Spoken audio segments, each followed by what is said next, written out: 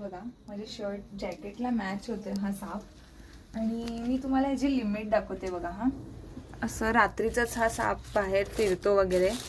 आणि बघा मी त्याच्या तोंडाकडे असं हात घेऊन जायला लागले, पण तो मला बाईट करत नाही आहे।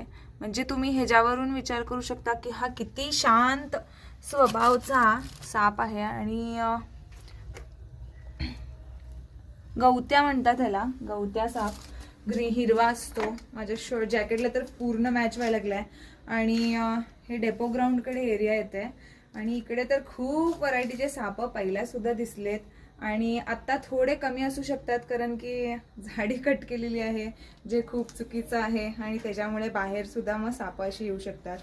आणि जसं मी म्हटले की सापांबद्दल माहिती असणं हे खूप गरजेचं आहे।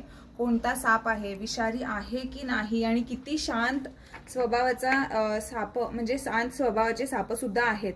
विषारी तरी बघतच असता तुम्ही, ॲग्रेसिव्ह असतात, बाईट वगैरे करतात, पण हा सुद्धा 3 वर्षाचा तरी असेल, छोटा वगैरे नाही आहे, 3 वर्षाचा तरी साप असेल हा साधारण।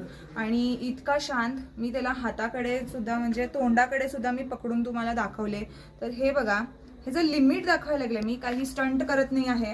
त्यांनी सुद्धा अगोदर घाबरले होते, पण माहिती राहणं आणि मग साप पकडणं हे खूप गरजेचं आहे। आणि हा गवत्या म्हणजे गवत्या झाडीमध्ये वगैरे, जिथे म्हणजे गार्डन वगैरे आहे तिथे असू शकतो। एवढा शांत आहे म्हणजे तुम्ही पाळा म्हणत नाही, आम्ही पाळू शकता घरामध्ये। तर रात्रीच्या वेळेला हा बाहेर येतो आणि मी ह्याला, हे बघा निसर्गामध्ये हे आपला पण तो ठीक सुद्धा होतो। ह्याला काही ट्रीटमेंटची वगैरे गरज नाही। जर खूपच ट्रीटमेंटची गरज असेल तर मग आम्ही ट्रीटमेंट देतो, पण ह्याच्यावरती कसे गाठी झालेत बघा।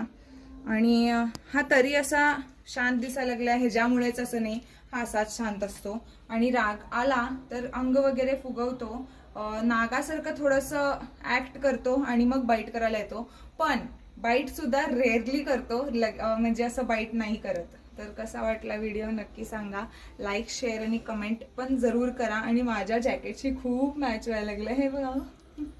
थँक्यू।